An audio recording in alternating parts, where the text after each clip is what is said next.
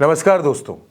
पश्चिमी उत्तर प्रदेश में बीजेपी बुरी तरह से फंस गई है और अब बीजेपी को यह समझ नहीं आ रहा है कि वो इन हालातों को संभाले कैसे।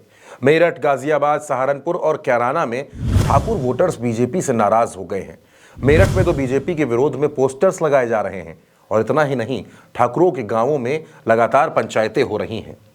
दोस्तों, उत्तर प्रदेश में ठाकुरों के अंदर एक मैसेज तेजी से चल रहा है कि चुनाव के बाद बीजेपी योगी आदित्यनाथ की कुर्सी छीन सकती है और एक सिस्टम के तहत मोदी और शाह यूपी में योगी को कमजोर कर रहे हैं। जिस तरह मेरठ की रैली में मोदी और योगी के बीच की दूरियां दिखी, दोनों के बीच अभिवादन तक नहीं हुआ, इसका संदेश भी ठाकुरों तक पहुंच रहा है। गाजियाबाद में वीके सिंह का टिकट काटा गया, इस नाराजगी को भी बीजेपी ने भांप लिया। अतुल गर्ग के नामांकन में खुद राजनाथ सिंह पहुंचे।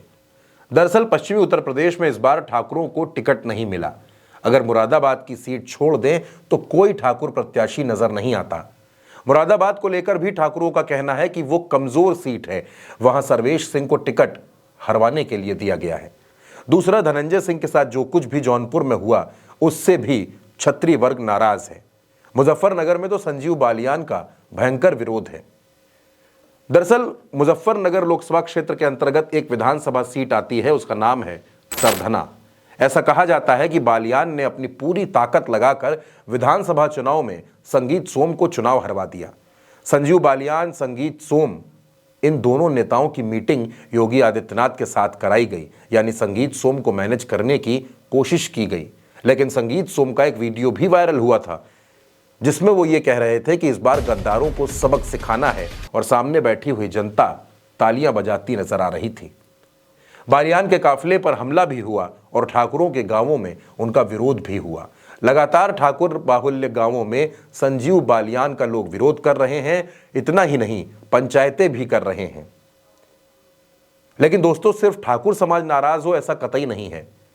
इस बेल्ट में जाट समाज भी बीजेपी से बुरी तरह नाराज है और जैन चौधरी के अंदर भी कहीं ना कहीं यह मलाल तो जरूर है कि संजीव बालियान वही शख्स हैं जिन्होंने उनके पिता को चुनाव हराया था। तो ऐसी भी चर्चाएं हैं कि मुजफ्फरनगर की सीट पर जयंत साइलेंट रहेंगे, या यह भी हो सकता है कि वो अपने लोगों से कह दे कि कहीं और वोट कर देना। उधर त्यागी समाज ने भी संजीव बालियान के सामने अपना प्रत्याशी उतार दिया है, यानी बालियान के सामने मुश्किलें कम नहीं है। जाट और ठाकुर दोनों ही समाजों में नाराजगी है और ये बात खुद प्रधानमंत्री नरेंद्र मोदी को भी पता है कि संगीत सोम भी नाराज हैं। उनकी और संगीत सोम की एक तस्वीर भी सामने आई थी जिसमें वो दोनों बेहद हल्के फुल्के अंदाज में नजर आए। ये सारी कोशिशें भी ठाकुरों की नाराजगी को दूर नहीं कर पा रही।